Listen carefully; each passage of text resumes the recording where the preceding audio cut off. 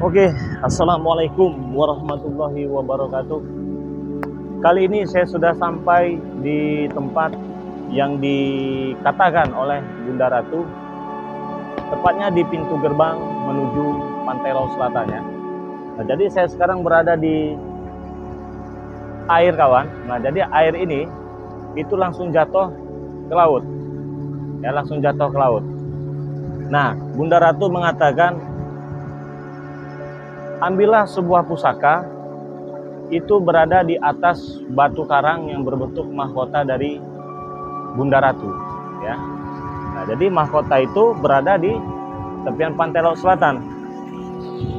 Nah, jadi di tempat ini juga kawan, di tempat ini juga, ini seringkali orang-orang datang memuja lah ya, memuja untuk mengirim doa atas kepercayaan mereka masing-masing di daerah tepian pantai laut ini.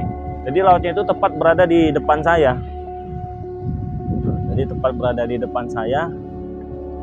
Nah, jadi di tempat ini itu dipercayai oleh masyarakat setempat itu ada satu di karang ya, di karang itu di landasan ini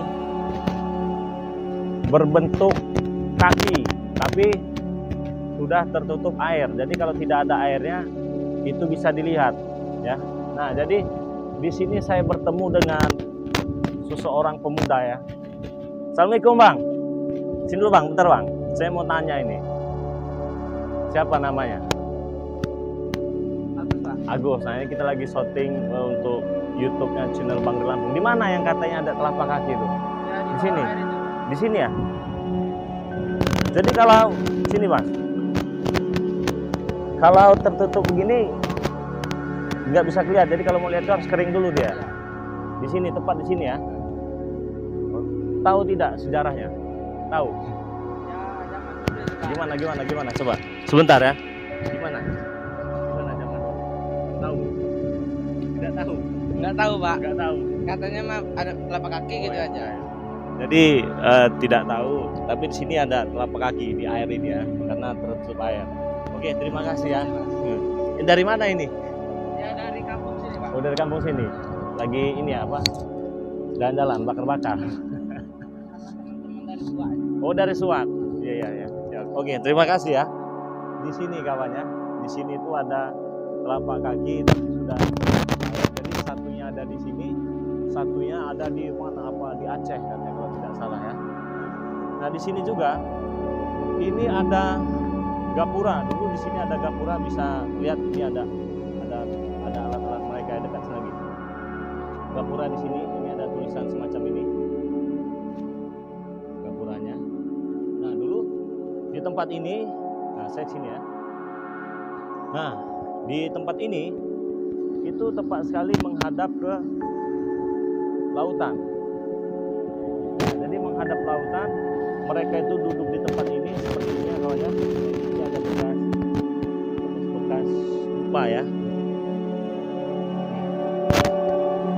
Ada bekas-bekas tupa. Biasanya orang-orang itu duduk di sini langsung ke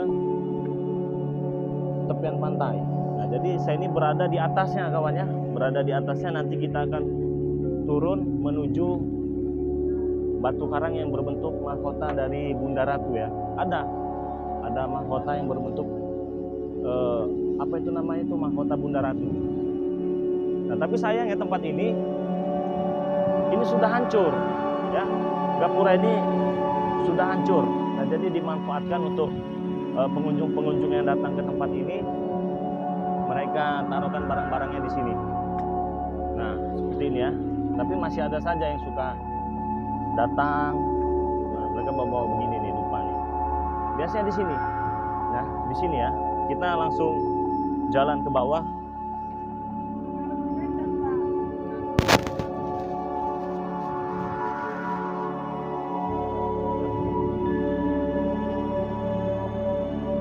Nah, jadi tempat ini air yang dari sini itu dia jatuh ke bawah. Ke lautan. Lautan, tapi ini airnya masih kering ya. Nah, jadi buat sahabat Bang Lampung gitu, lupa di paket gitu ya Bang Lampung ya. akan ada video-video terbaru tentang Bang Re Lampung. Caranya mudah sekali karena subscribe itu gratis ya. Tinggal masuk di channel Bang Re Lampung, tekan tombol subscribe, nyalakan juga tombol loncengnya. Sekarang kita menuju ke bawah. Nah, jadi bisa kawannya, kalau airnya lagi kering seperti ini bisa jalan di sini. Nah, jalan ini. Tetapi kalau airnya penuh, katakanlah airnya itu besar, itu tak akan bisa, ya, tidak akan bisa melewati tempat ini. Jadi dia lewat sebelah sana, ya, lewat di sebelah sana kawannya.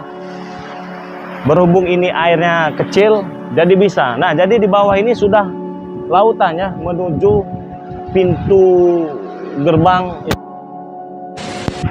Nah, jadi di sini dipercayai juga orang-orang itu sebagai tempat menuju kerajaan Istana Nyi Roro Kidul. Nah, tempat kita berada di ujung sana ya. Nah, di sini ada orang-orang yang sedang bersantai, biarkan saja ya. Nah, nanti kita turun lewat sana, kita turun ke bawah, kita seberangi tempat itu, lalu kita ke sana kawan ya. Nah, jadi kita gimana? Hati-hati ya. Jadi dari sini kawannya, dari sini kita turun ke bawah. Nah, jadi untuk lewat tempat ini itu harus berhati-hati. Nah, karena airnya kering. Airnya kering. Sini. Kamu, bentar ya. Nah, jalan sini ya. Nah, jadi di tempat ini, di bawah ya, tepatnya di bawah ini, itu ada goa. Nah, goa-goa. Jadi goa itu biasa dijadikan tempat orang-orang bertapa. Nah, jadi kita lewat sana, kita turun ke bawah. Kita tunggu kameramen dulu ya.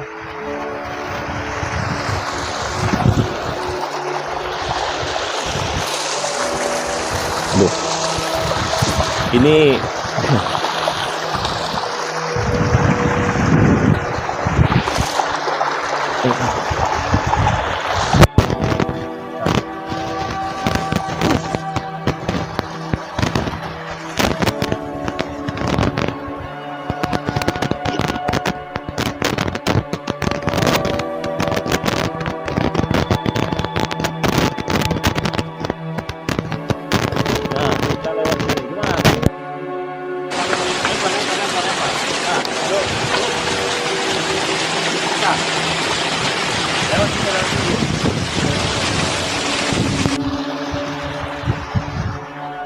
Nah, jadi di sini kita turun ke bawah untuk menuju ada beberapa tempat yang kita lewati di sini.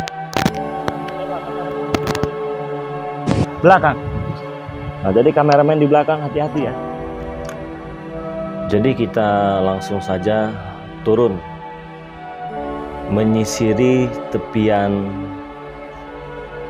gunung ini kawannya. Ini ada jalan setapak untuk mencapai ataupun ke suatu lokasi yang saya katakan tadi, goa.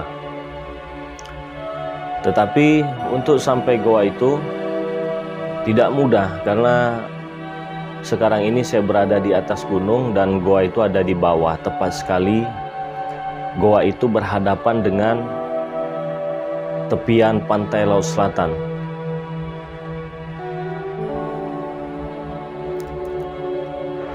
Jalan ini biasa digunakan oleh orang-orang yang ingin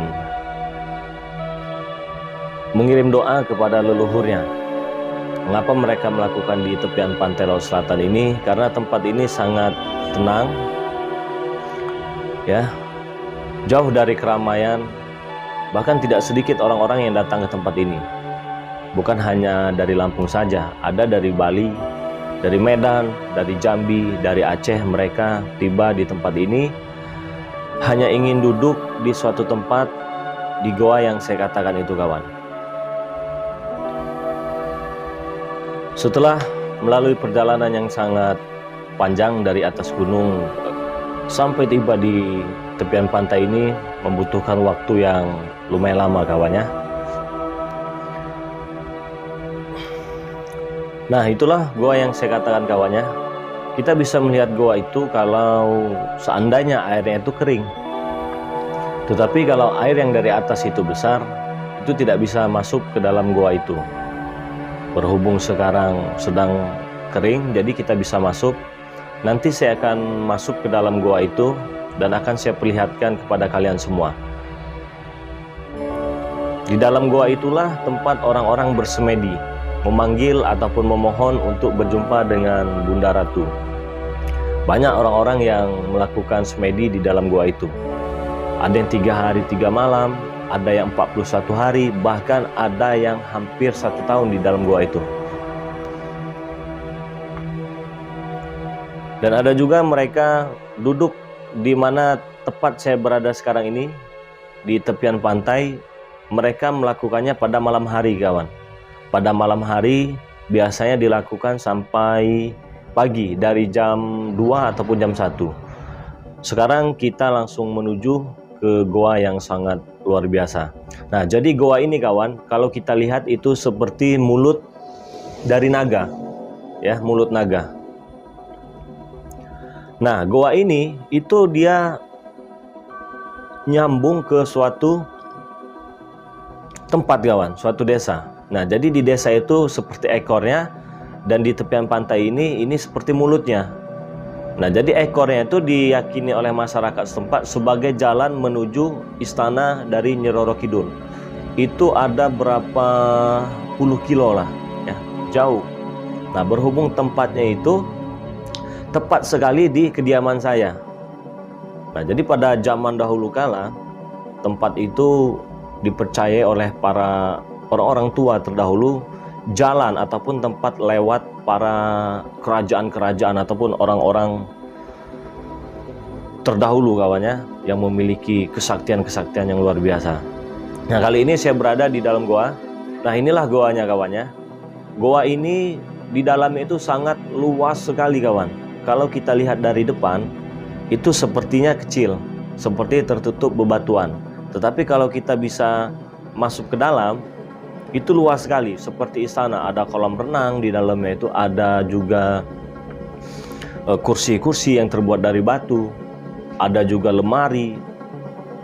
Pokoknya seperti suatu tempat yang dihuni oleh orang-orang gaib ya. Nah, berhubung kita tidak membawa penerangan, jadi cukup sampai di sini saja karena kita ingin menuju ke batu karang yang menyerupai mahkota dari Bunda Ratu Kidul. Nah, tetapi untuk sampai tempat itu tidak mudah. Jadi kita harus menunggu dulu. Ombak ini kecil karena sekarang ombaknya sedang besar. Nah, jadi setelah ombak ini kecil baru kita bisa lari ke sebelah kiri. Nah, jadi kita tunggu dulu sampai ombak ini kecil. Jadi kita bisa melintasi ataupun menyeberangi ke tempat yang ingin kita tuju kawan.